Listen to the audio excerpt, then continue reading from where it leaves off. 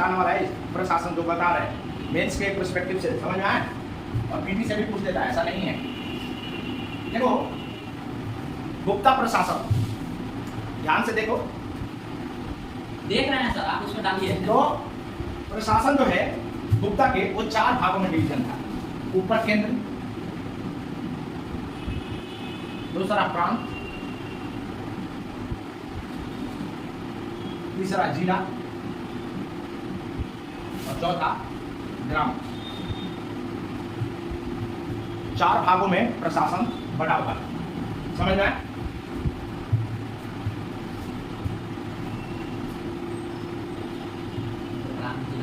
हाँ, तो केंद्र, प्रांत, जिला और ग्राम 4 भागों में डिवीजन है इसके, ठीक है ना? केंद्र में राजा जो था वो सबसे बड़ा था और इसके लिए सलाह के लिए मंत्रिपरिषद का गठन किया है। करीब करीब मौर्य जैसे, लेकिन मौर्य जितना बड़ा नहीं था, समझ में आया? इंक्लूडेड पुरोहित भी हुआ करते थे इसी में, पुरोहित भी हुआ करते थे मंत्रिपरिषद में, जो राजा को क्या करता था, सलाह दिया करता था, समझ में आया? प्रांत को भुक्ति बोला जाता था, भुक्ति, प्रांत को भुक्ति, ठीक है? कुमार मत्य जो था, कुमार मत्य इसका हेड हुआ करता था। कभी कभार सामंत भी इसके हेड हुआ करते थे, सामंत। जो कुषाण की शक से क्षत्रप जो प्रणाली प्रारंभ हुआ था, क्षत्रप का, क्षत्रप समझ रहे हो ना? क्षत्रप सामंत की तरह वाही करते थे जो प्रांतों के बड़े लेवल पर हुआ करते थे, समझ में आया? ठीक है ना? सामंतवाद का सबसे जो बोलते हैं जो उच्च लेवल पर गया वो गया गुप्त, समझ में आया? तो सामंत बड़े पावरफुल हुआ करते थे गुप्ता के समय में, ठीक है ना? प्रांत में प्रांत को भुक्ति बोला जाता था और कुमार मत्य जो है वो क्या हुआ करते थे, इसके हाईएस्ट पोस्ट का अधिकारी हुआ करते थे, समझ में आया? इसको देखने वाला, ठीक है? फिर आता है जिला, जिला को विष कहा जाता था, विष, और ये विषयों में बांटा गया था, विष, ठीक है ना? और इसको सबसे बड़ा हेड जो था वो विषपति था, विषपति था, ठीक है? और आखिरी में था ग्रामीण, ग्रामीण गांव का हेड जो था संचालन करने वाला वो ग्रामीण हुआ करता था, समझ में आया? प्रशासन इस तरह से बटा हुआ था। केंद्र में राजा ही सब कुछ था, राजा के अंदर न्याय, लॉ एंड ऑर्डर सब कुछ राजा के अंतर्गत आता था। राजा को मंत्रिपरिषद और पुरोहित मिलकर एडवाइस किया करते थे, एडवाइस का मतलब सलाह दिया करते थे। नीचे प्रांत जो था वो भुक्ति बोला जाता था और कुमार मत्य जो थे वो इसके हेड हुआ करते थे। नीचे जिला विष जिसको बोला जाता था और इसके हेड विषपति हुआ करते थे। और ग्राम जो था गांव वो ग्रामीण इनके हेड थे, जो गांव के बड़ा सीनियर आदमी होता है वो ग्रामीण कहा जाता था, वहां पर उनको हेड बनाया जाता था, समझ में आया? तो इसका जो इसको इस रूप को क्या कहेंगे अभिनव विक्रम, क्या कहेंगे इस रूप को क्या कहेंगे? ये कौन सा पावर है, शक्ति किस तरह की शक्ति है यहाँ पर, ये कैसे बट रही है शक्ति? हाँ, विकेंद्रीकरण है, ये डिसेंट्रलाइजेशन है, समझ में आया? मतलब ऊपर से लेकर नीचे तक डिसेंट्रलाइजेशन ऑफ पावर है, पृथकीकरण है शक्तियों का, ठीक है ना? तो शक्ति ऊपर से लेकर नीचे तक आ रही है और यही इसको गुप्ता प्रशासन इसीलिए महत्वपूर्ण हो जाता है। देखो यहाँ पर सामंतों का रोल बहुत हुआ करता था। सामंत एक तरीके से देखो सामंतों के पास भूमि हुआ करती थी, ठीक है ना? मतलब बहुत ज्यादा भूमि सामंतों के पास हुआ करती थी। और गुप्ता के समय में सामंत जो हुआ करते थे वो आर्मी भी रखा करते थे, अपने निजी आर्मी रखते थे। और जब भी गुप्तों की जरूरत पड़ती थी वो आर्मी क्या करते थे, उसकी सहायता लेता था राजा उसकी सहायता लेता था, समझ में आया? ठीक है ना? समुद्रगुप्त ने काफी हद तक सामंतों को दबाया था। सामंतों को सबसे ज्यादा दबाने वाला जो राजा था वो समुद्रगुप्त था, समझ में आया? सबको अपने अधीन लेकर आ गया था समुद्रगुप्त। लेकिन कोई इसके अलावा कोई भी राजा इस तरह से सामंतों पे पूरा अधिकार नहीं कर पाए, ठीक है ना? और यही आगे कारण बनेगा आपके इसके पतन का भी। जब हुनों का आक्रमण होता है, सामंत बड़े ताकतवर होते हैं और सामंतों ने नीचे रेवोल्यूशन, क्रांति प्रारंभ कर देते हैं राजा के खिलाफ, समझ में आए? बात के गुप्ता पीरियड में तो सामंतों का पावरफुल होना, ये देखो सामंतों का जो सिद्धांत था ना, एक तरीके से जो शक के ने प्रारंभ किया था, क्षत्रप का सिद्धांत। समझ में आया ना, वो क्षत्रप के सिद्धांत से मिलता होता है। सर सेंट्रल एशिया से जो शक आती थी, जब ये सामंतवाद में अपने सैनिक रखते थे तो ये सब काहे मार के चल जाता था? किसको मार? ये गुप्ता काल में जो इतना तबाही मचाया था सेंट्रल एशिया शक ने कहा मनाया था, हुण आए थे। हाँ हुण तो हुण जो था वो चाइनीज था। वो देखो मैं अलग बात कर रहा हूँ, जो सामंत का विचारधारा था ना, ये आपके कहाँ से आया था? ये शकों से आया था। जो छत्रप का कंसेप्ट था, छत्रप जानते हो ना, शक में बताया था ना, छत्रप का जो कंसेप्ट था वही सामंत का कंसेप्ट है। जो प्रोविंसेस प्रांतों को देखा करते थे छत्रप, वहां पे समझ में आया? और ये शक से होते हुए कुषाणों तक आया था। ये जो चीजें चली थी वो शक से होते हुए कुषाण पीरियड तक इस जो छत्रप का सिद्धांत ये लागू था। समझ में आया?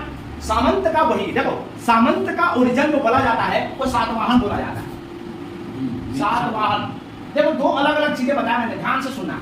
मैंने कहा जो सामंत की प्रणाली थी, जो सिस्टम था, वो आया था कहां से आया था? वो छत्रप शकों से आया था। लेकिन सातवाहन इंडिया में, दक्षिण भारत में जिन्हें सामंत सबसे ज्यादा ताकतवर हुए और सामंत भारत में जो निकले वो सातवाहन पीरियड में निकल के आए। समझ में आया? ठीक है, ये दोनों चीजें समझ में आ रही है ना? दोनों अलग चीजें हैं। शक से निकला है छत्रप, जो सामंत का ही एक रूप है, जो कुषाण तक आता है, और सातवाहन जो है वो देता है आपका सामंत। और ये सामंत को लो नहीं, ये जो भूमि बांटी गई थी, जो भूमि दिया गया था, क्योंकि भूमि सतकर्णी जो था, गौतमी पुत्र सतकर्णी सबसे ज्यादा भूमि दान किया था वो लोगों को। समझ में आया? जो लोगों के पास धन चला गया था उससे उसने क्या किया? उसने सामंत वहां पर खड़े होने लगे। समझ में आया? तो गुप्ता की ये प्रशासन समझ में आ रही है ना? तो ग्रामीण था। अब देखो, ग्रामीण के बहुत सारे काम हुआ करते थे, नीचे से ऊपर चलते। ग्रामीण क्या करता था? कभी कभार ये फ्री सेवा दिया करता था, जिसको विष्ट बोला जाता था। विष्ट ये विष्ट जो है, ये ग्रामीण सेना जो होते थे सामंतों का, जो नीचे लेवल पे सेना का अधिकारी होते थे, इनके कभी कभार ग्राम के लोग या ग्रामीण जो होता है वो सहायता करता था फ्री ऑफ कॉस्ट। समझ में आया ना? उसको क्या बोला जाता था? विष्ट। लिख लो विष्ट, ये जरूरी है, बहुत बार पूछा है ये विष्ट। फ्री, हाँ, फ्री ऑफ कॉस्ट मतलब बिना पैसे लिए हुए सेवा प्रदान करना विष्ट को कहते हैं। गलत जगह पर राहुल है ना, ये चीजें लिखे। देखो, राजा के अंदर न्याय भी था, न्याय का सिस्टम भी इनके था, ठीक है? हाँ, लेकिन इसके अलावा जज भी हुआ करते थे। इसके अलावा जज भी हुआ करते थे, जिसको महादंडनायक बोला जाता था। समझे? महासर्वदंडनायक अलग अलग नाम से जाना जाता है।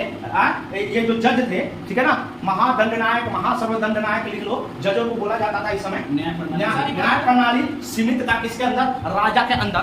लेकिन इसके अलावा बहुत सारे जज भी हुआ करते थे, जिसको महादंडनायक बोला जाता था। महादंडनायक बोला जाता था। समझ में आया? महादंडनायक आने दो जीवन लाइफ। इसके अलावा जब पढ़ाएंगे ना तो वो चीज तुम्हारी सोसाइटी जो है ना, समाज अभी बताता हूँ समाज कैसे बना। अभी तो कुछ लिख लो अधिकारियों का नाम। एक महाप्रतिहार होता था, महाप्रतिहार। ये देखो, ये सारे के सारे मंत्री परिषद में होते थे। महाप्रतिहार, और इसका काम था राजा के कार्यों को देखना, राजा के कार्य को देखना। महादंडनायक जज इस समय देखो भुक्ति जैसे कुमार मारते हैं, ऐसे देखो सबके अंदर ना बहुत सारे, इसको लिखवा दूंगा अलग अलग ऑफिसरों का नाम, ठीक है ना, और उसके क्या क्या काम। महामात्य सब जो था वो सब ऑफिसर है ना? ये सारे ऑफिसर थे, जैसे कुमार मात्य, महाप्रतिहार, समझ में आया? ये बड़े बड़े ऑफिसर हुआ करते थे मंत्री परिषद का, इनका अलग अलग काम बटा गया था। सबसे एक बात मुझे बताइए, गुप्ता डायनेस्टी में जो इतना अच्छा प्रशासनिक ये जो चल रहा था राज्य में, तो इतना अच्छा प्रशासनिक स्थिति ये तो अशोक से लिया होगा। मौर्य ब्यूरोक्रेसी के देखो, ये बात बहुत अच्छा क्वेश्चन पूछे तुम। यदि कोई कहे कि मंत्री परिषद और ब्यूरोक्रेसी का सबसे लंबा चौड़ा और सबसे बड़ा किसका था, तो वो मौर्य का था। गुप्ता के भी उसी बेस पे था थोड़ा सा, लेकिन इतना बड़ा नहीं था। यहाँ सामंत पावरफुल हुआ करते थे। एक नया कंसेप्ट प्रारंभ होता है गुप्ता में, सामंतों का। समझ में? सामंत यहाँ पर ज्यादा पावरफुल हुआ था। वहां क्या होता था? मंत्री परिषद। सामंत जो है ये लोग तो अस्थायी तो नहीं थे सर? क्या प्रांतों के ऊपर यही तो बैठे थे, यहाँ पर लिखा है कुमार मात्य सामंत। अस्थायी था, हेरिडेटरी था ये वंशानुगत था, वंशानुगत हो गया था गुप्ता के समय में। सर एक बात है, जब वंशानुगत था, जब इतना अंदर इसके अंदर पावरफुल था, तो वो गुण कैसे आके सेंट्रल एशिया से गुण तो बहुत ताकतवर, ये चाइना से कैसे आ जाता था? गुण को तो दबाया भी तो था।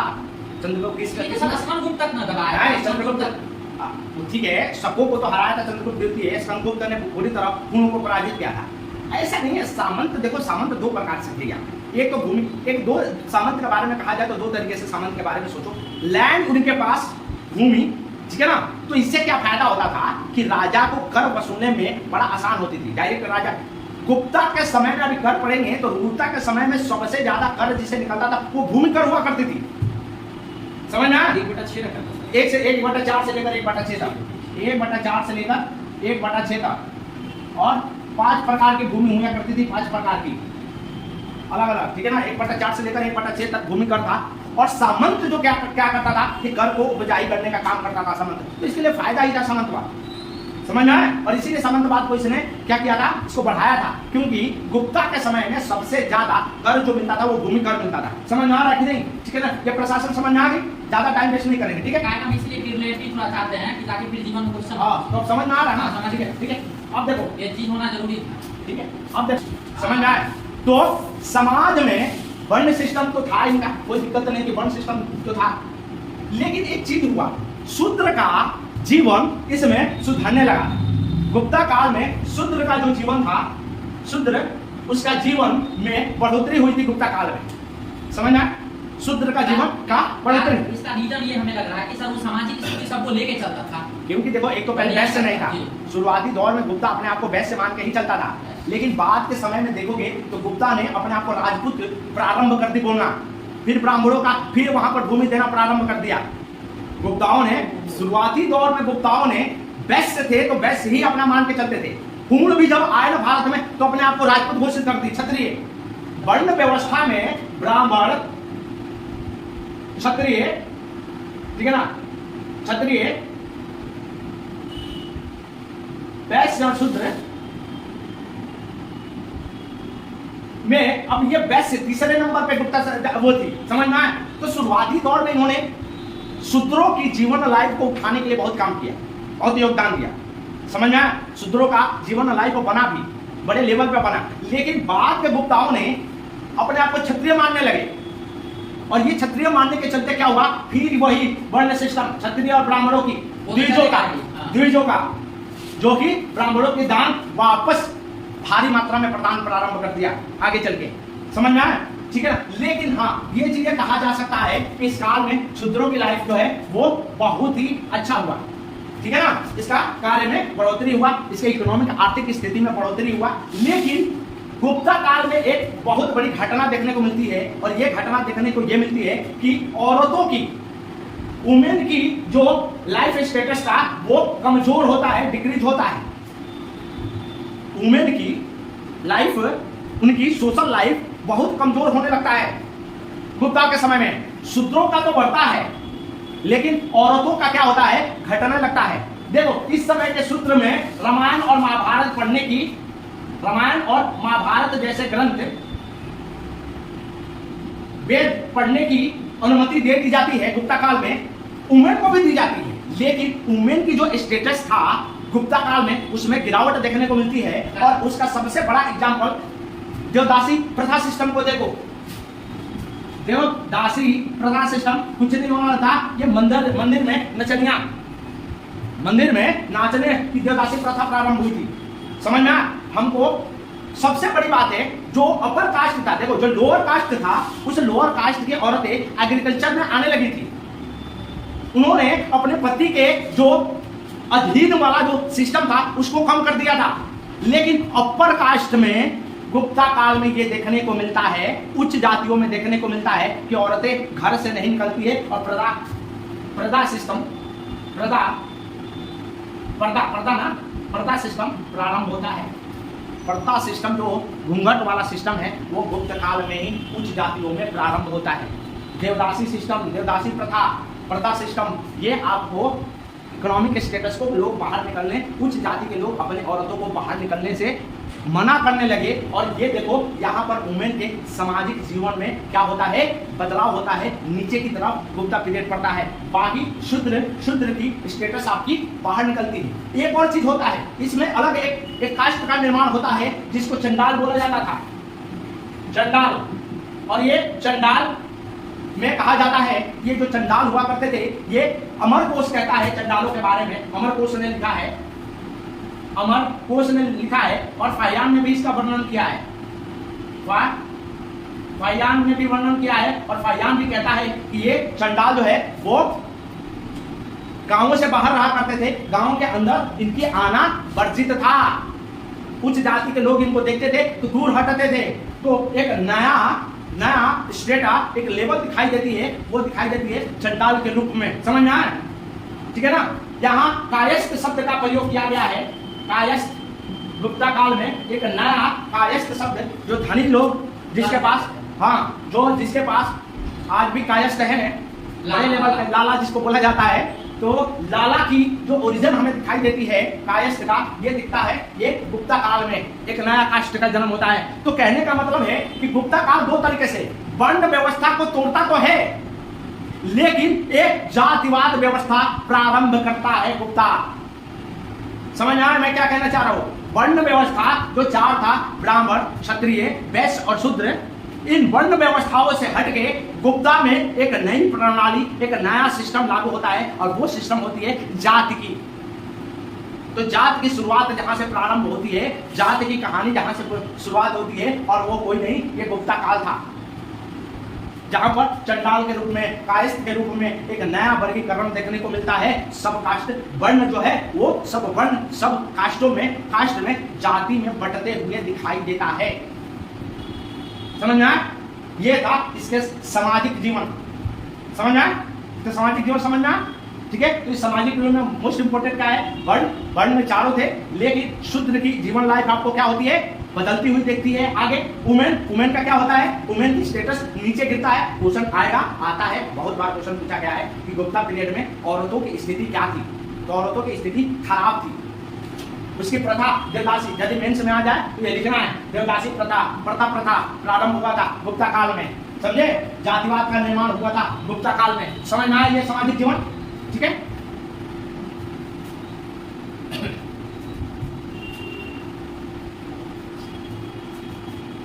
अब देखो आर्थिक जीवन, गुप्ता काल के आर्थिक जीवन।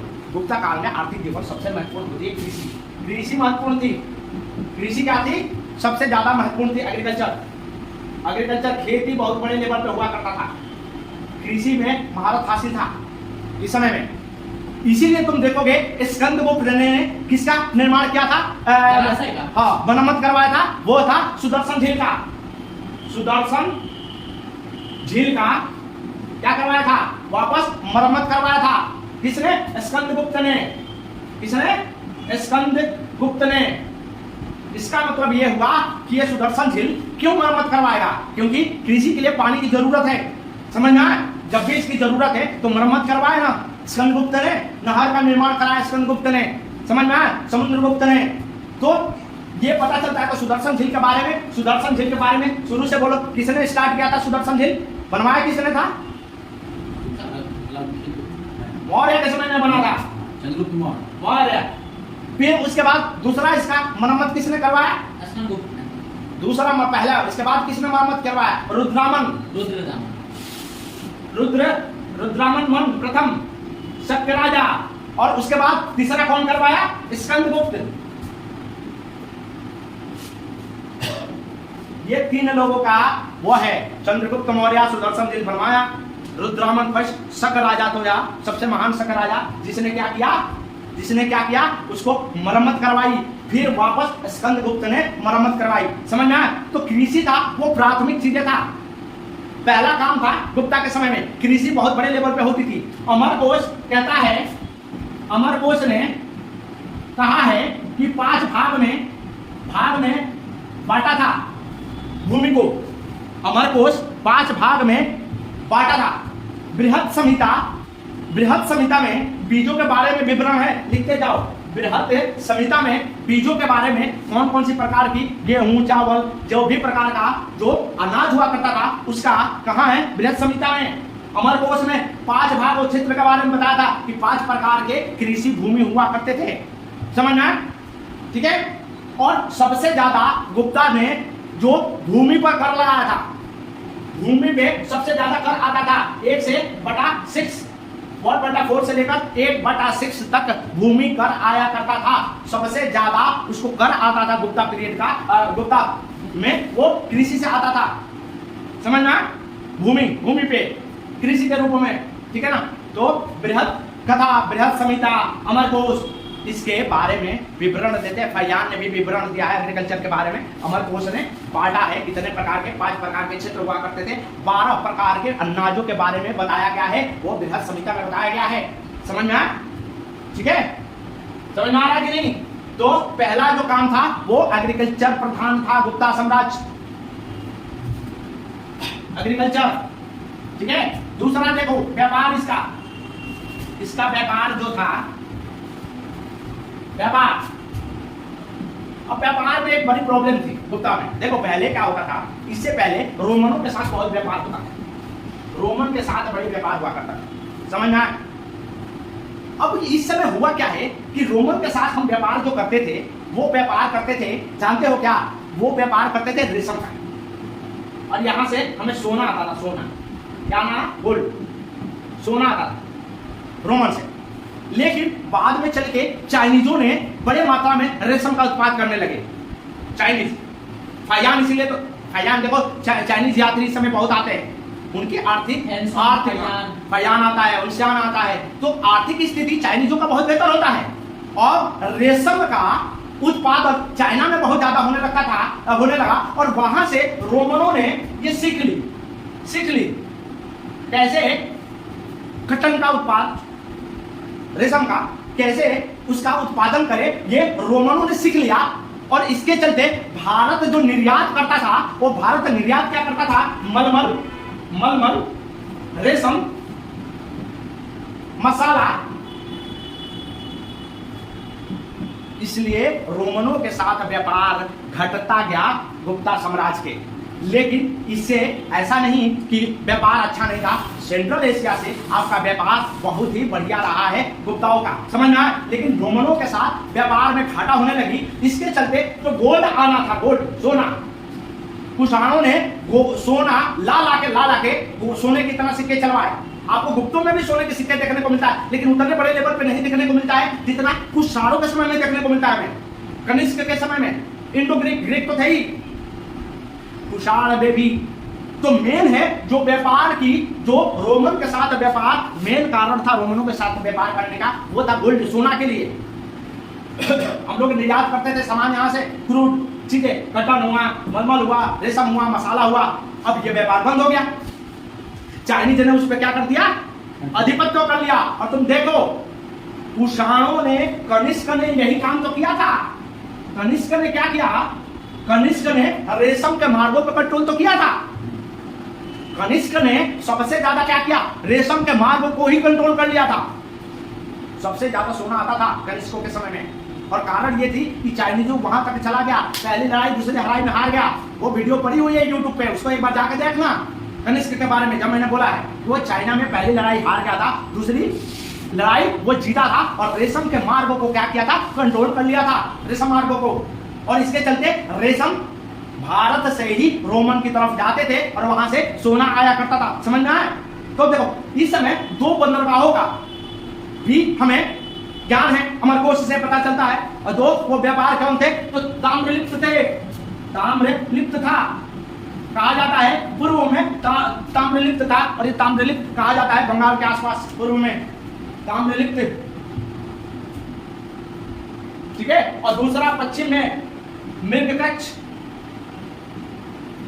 2 बंदरगाह थे ये जहां से व्यापार हुआ करता था।